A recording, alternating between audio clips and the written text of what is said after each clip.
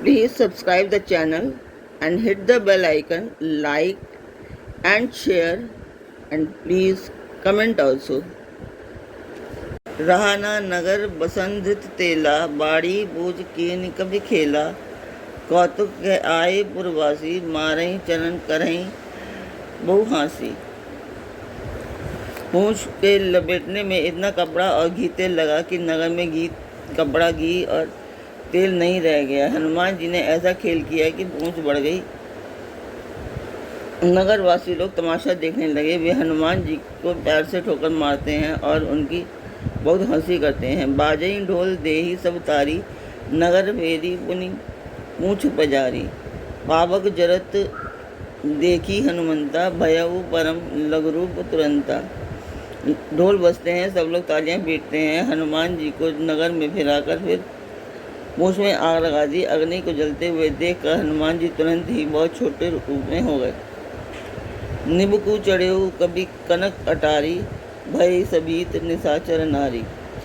बंधन से निकलकर वे सोने की अटारियों पर जा चढ़े। उनको देखकर राक्षसों की स्त्रियां भयभीत हो गईं। हरि प्रेरित ते ही अवसर चले, मरुत 49 अट्टहास करी गर्जा, कभी बढ़ी लग आकाश। उस समय भगवान की प्रेरणा से 49 पवन चलने लगे। हनुमान जी अट्टहास करके गरजे और बढ़कर आकाश से जा लगे। देह विशाल परम हरू आई, मंदिर ते मंदिर चढ़ अधाई। जरई नगर वा लोग बिहाला, झपट लपट बहु कोट कराला। देह बड़ी विशाल परंतु बहुत ही हल्की है। वे दौड़कर एक महल से दूसरे महल पर चढ़ जाते हैं। नगर जल रहा है, लोग बेहाल हो गए हैं। आग की करोड़ों भयंकर लपटें झपट रही हैं। तात मातुहा सुनिए पुकारा, यही अवसर को हमें उबारा। हम जो कहा यह कभी नहीं होई, वानर रूप धरे सुर कोई। हाय बप्पा, हाय मैया, इस अवसर पर हमें कौन बचाएगा। यही पुकार सुनाई पड़ रही है। हमने तो पहले ही कहा था कि ये वानर नहीं है, वानर का रूप धरे कोई देवता है। साधु अवज्ञा कर भलु ऐसा, जरई नगर अनाथ कर जैसा। जारा नगरु निमिष एक माही, एक विभीषण कर ग्रह नाही। साधु के अपमान का यह फल है कि नगर अनाथ के नगर की तरह जल रहा है। हनुमान जी ने एक ही क्षण में सारा नगर जला डाला। एक विभीषण का घर नहीं जला। ताकर दूत अनल जेही सिरीजा, जरा न सो तेही कारण गिरिजा। उल्टी पलटी लंका सब जारी, कूदी परापुनि सिंधु मझारी। शिव जी कहते हैं, हे पार्वती, जिन्होंने अग्नि को बनाया, हनुमान जी उन्हीं के वो दूत हैं। इसी कारण वे अग्नि से नहीं चले। हनुमान जी ने उलट पलट कर सारी लंका जला दी। फिर वे समुद्र में कूद पड़े। पूंछ बुझाई खोई भ्रम श्रम, धरी लघु रूप बहोरी। जनक सुधा के आगे ठाठ भययु कर जोरी। पूंछ बुझाकर थकावट दूर करके और फिर छोटा सा रूप धारण कर हनुमान जी श्री जानकी जी के सामने हाथ जोड़कर जा खड़े हुए। मात मोही दीजे कछु चीना, जैसे रघुनाथ मोही दीना। चूड़ामणि उतारी तब दयऊ, हर्ष समेत पवन सुत लयऊ। हनुमान जी ने कहा, हे माता, मुझे कोई चिन्ह दीजिए जैसे श्री रघुनाथ जी ने मुझे दिया था। तब सीता जी ने चूड़ामणि उतार कर दी। हनुमान जी ने उसको हर्षपूर्वक ले लिया। कहु तात असमोर प्रणामा, सब प्रकार प्रभु पूरन कामा। दीन दयाल विरुद्ध संवारी, हरऊ नाथ मम संकट भारी।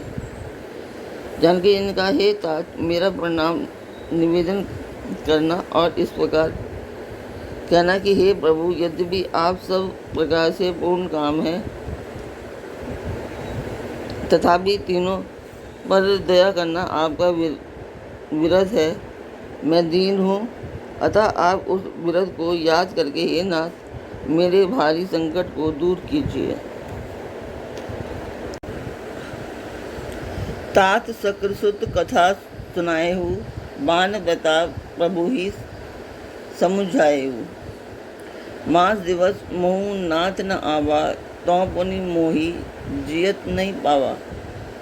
हे नाथ, इंद्रपुत्र जयंत की कथा सुनाना और प्रभु को उनके बाण का प्रताप समझाया। यदि महीने भर में नाथ न आए तो फिर मुझे जीती न पाएंगे। कहूँ कभी के ही विधि राखूं प्राणा, तुम्हें हूँ तात कहत अब जाना। तो ही देखी सीताली भई छाती, पुनिमो कहूँ सोई दिनु सो राती। हे हनुमान, कहो मैं किस प्रकार प्राण रखूं। हे तात, तुम भी अब जाने को कह रहे हो। तुमको देखकर छाती ठंडी हुई थी, फिर मुझे वही दिन और वही रात। जनक सुतहि समुझाई, करी बहु विधि धीरजु दीन्हा।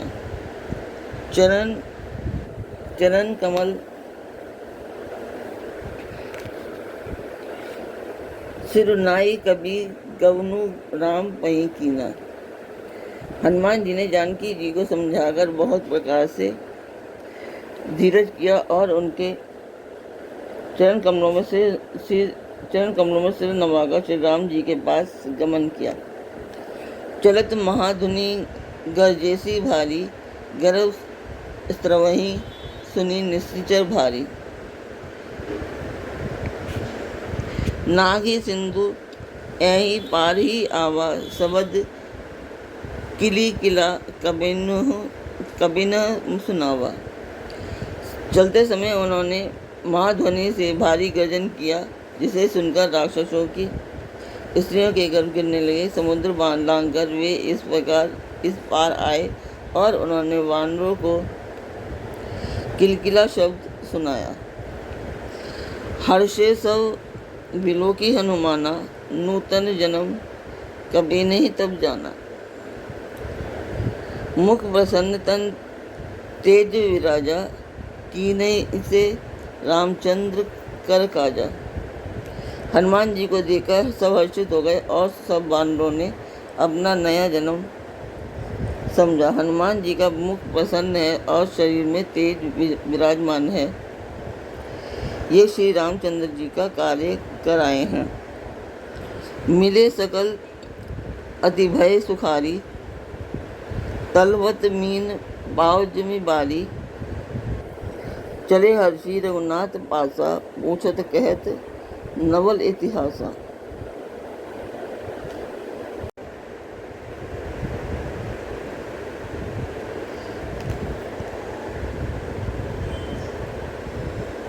सब हनुमान जी से मिले और बहुत ही सुखी हुए। जैसे तड़पती हुई मछली को जल मिल गया हो, सब हर्षित होकर नए नए इतिहास पूछते कहते हुए श्री रघुनाथ जी के पास चले गए। तब मधुवन भीतर सब आए, अंगद समंत मधुफल खाए। रखवारे जब बर्जन लागे, मुष्टि प्रहार हनस सब भागे। तब सब लोग मधुवन के भीतर आए और अंगद की सम्मति से सबने मधुर फल खाए। जब रखवाले बरजने लगे, तब घूंसों की मारते ही सब रखवाले भाग छूटे। जाई पुकारे ते सब बन उजार जुबराज, सुनी सुग्रीव हर्ष कबीर करी आए प्रभु काज। उन सब ने जाकर पुकारा कि युवराज अंगद वन उजाड़ रहे हैं। यह सुनकर सुग्रीव हर्षित हुए। अब वानर प्रभु का कार्य कराए हैं।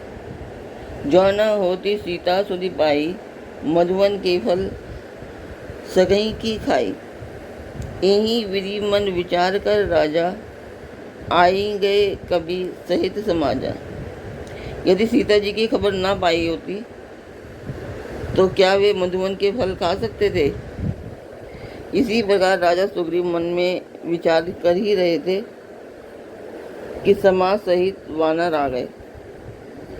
आई सबनी नावा पद सीसा, मिलऊ सबही अति प्रेम कपीसा। पूछी कुशल कुशल पद देखी, राम कृपा भा काजू विशेषी। सबने आकर सुग्रीव के चरणों में निभाया।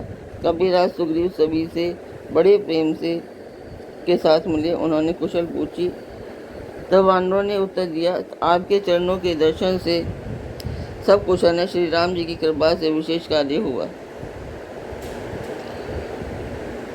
नाथ काजू की नहीं हनुमाना, राखे सकल कपिनेह के प्राणा।